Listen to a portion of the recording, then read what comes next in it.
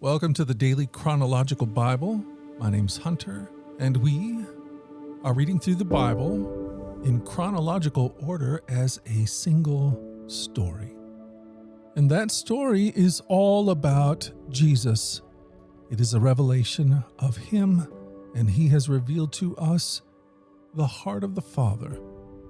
Today, April the 9th, we are in the book of 1 Samuel, chapter 1, starting in verse 9 through chapter 4, ending in verse 11. This is the word of the Lord.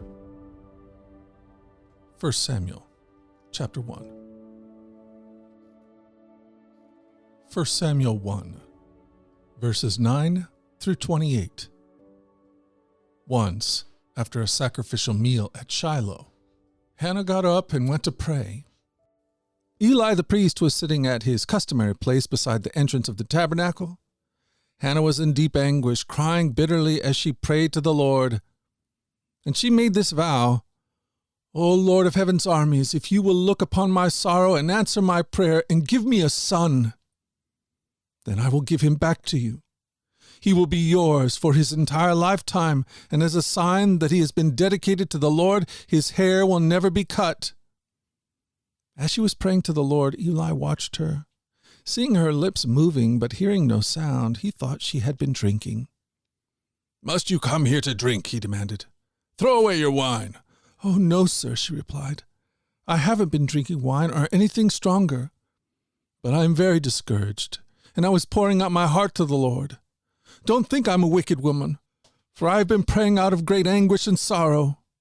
"In that case," Eli said, "go in peace. May the God of Israel grant the request you have asked of him."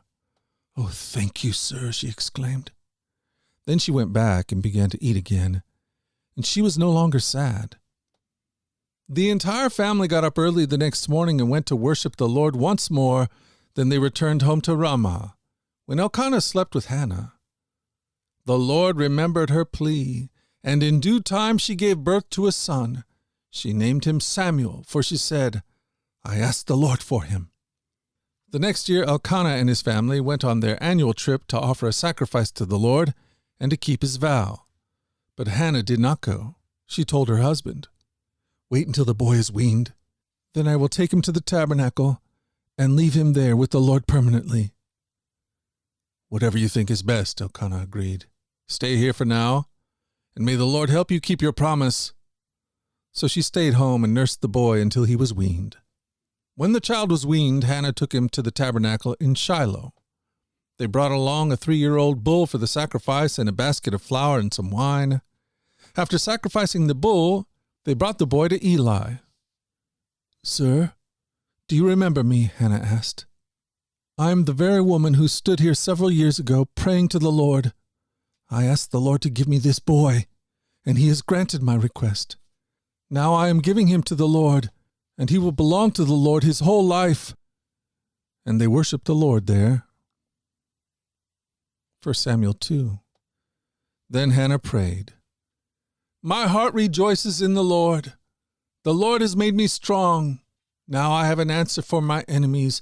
I rejoice because you rescued me. No one is holy like the Lord. There is no one beside you. There is no rock like our God. Stop acting so proud and haughty. Don't speak with such arrogance, for the Lord is a God who knows what you have done. He will judge your actions. The bow of the mighty is now broken, and those who stumble are now strong. Those who are well fed are now starving. Those who were starving are now full. The childless woman now has 7 children, and the woman with many children wastes away. The Lord gives both death and life. He brings some down to the grave, but raises others up. The Lord makes some poor and others rich. He brings some down and lifts others up. He lifts up the poor from the dust and the needy from the garbage dump. He sets them among princes, placing them in seats of honor. For all the earth is the Lord's, and he has set the world in order. He will protect his faithful ones, but the wicked will be dispersed in darkness. No one will succeed by strength alone. Those who fight against the Lord will be shattered. He thunders against them from heaven. The Lord judges throughout the earth. He gives power to his king. He increases the strength of his anointed one. Then Elkanah returned home to Ramah without Samuel, and the boy served the Lord by assisting Eli the priest. Now the sons of Eli were scoundrels who had no respect for the Lord, or for their duties as priests.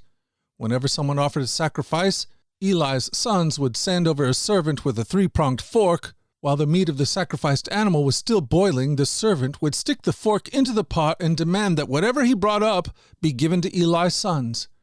All the Israelites who came to worship at Shiloh were treated this way. Sometimes the servant would come even before the animal's fat had been burned on the altar. He would demand raw meat before it had been boiled so that it could be used for roasting. The man offering the sacrifice might reply, "Take as much as you want, but the fat must be burned first." Then the servant would demand, "No, give it to me now, or I'll take it by force." So the sin of these young men was very serious in the Lord's sight, for they treated the Lord's offering with contempt. But Samuel, though he was only a boy, served the Lord. He wore a linen garment like that of a priest. Each year his mother made a small coat for him and brought it to him when she came with her husband for the sacrifice. Before they returned home, Eli would bless Elkanah and his wife and say, "May the Lord give you other children to take the place of this one she gave to the Lord." And the Lord blessed Hannah, and she conceived and gave birth to 3 sons and 2 daughters. Meanwhile, Samuel grew up in the presence of the Lord.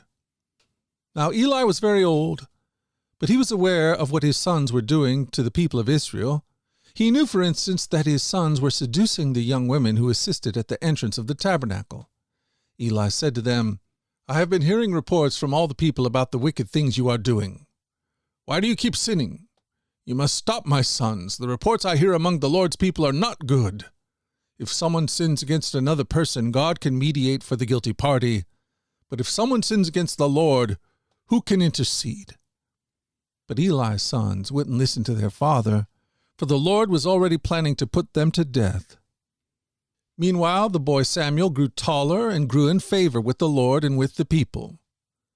One day a man of God came to Eli and gave him this message from the Lord. "I revealed myself to your ancestors when they were Pharaoh's slaves in Egypt. I chose your ancestor Aaron from among all the tribes of Israel to be my priest, to offer the sacrifice on my altar, to burn incense, and to wear the priestly vest as he served me. And I assigned the sacrificial offerings to you priests. So why do you scorn my sacrifices and offerings? Why do you give your sons more honor than they give me? For you and they have become fat from the best offerings of my people Israel. Therefore the Lord, the God of Israel, says, I promised that your branch of the tribe of Levi would always be my priest, but I will honor those who honor me, and I will despise those who think lightly of me. The time is coming when I will put an end to your family, so it will no longer serve as my priests. All the members of your family will die before their time. None will reach old age. You will watch with envy as I pour out prosperity on the people of Israel, but no members of your family will ever live out their days. The few not cut off from serving at my altar will survive, but only so their eyes can go blind and their hearts break, and their children will die a violent death. And to prove that what I have said will come true, I will cause your 2 sons, Hophni and Phinehas, to die on the same day. Then I will raise up a faithful priest who will serve me and do what I desire.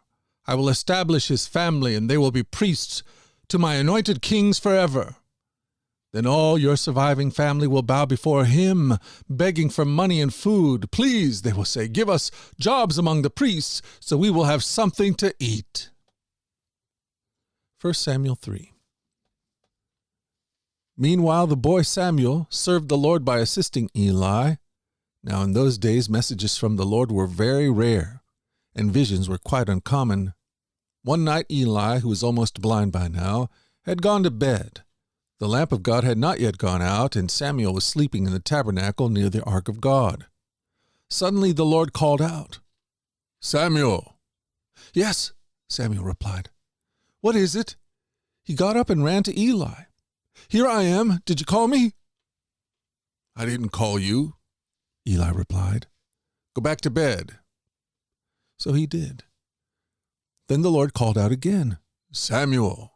Again Samuel got up and went to Eli. "Here I am. Did you call me?" "I didn't call you, my son," Eli said. "Go back to bed." Samuel did not yet know the Lord, because he had never had a message from the Lord before. So the Lord called a third time.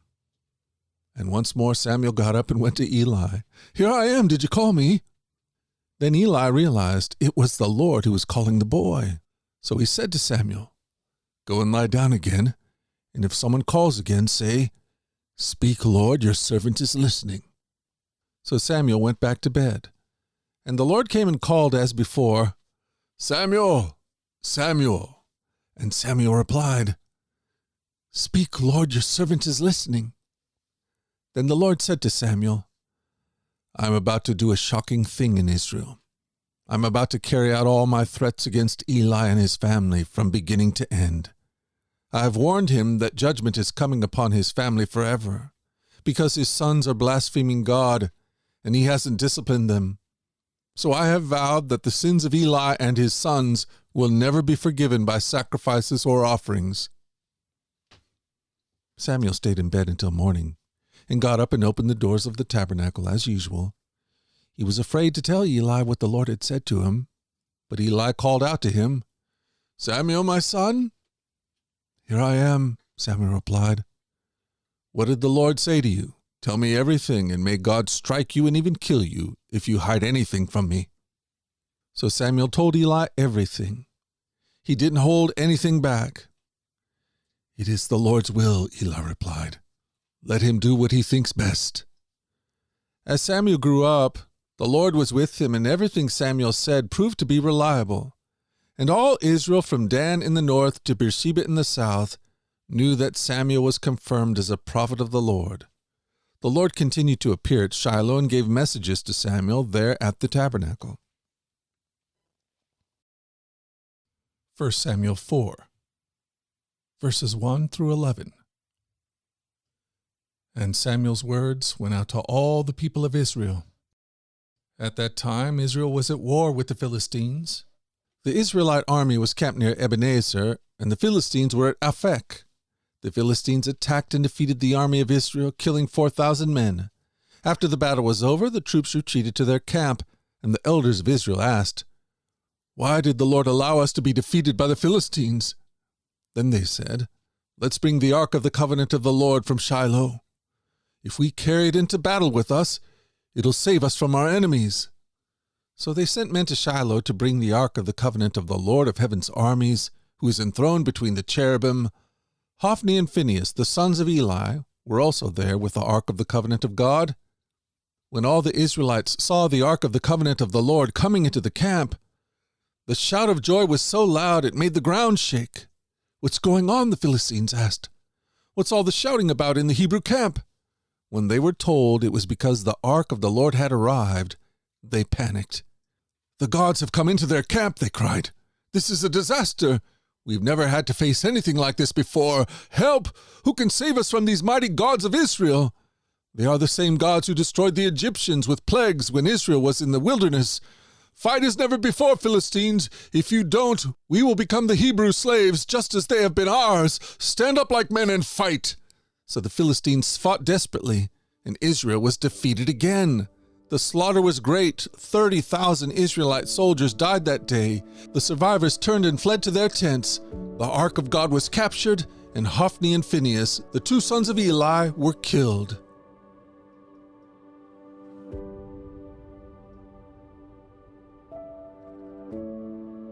Thank you for joining us at the Daily Chronological Bible.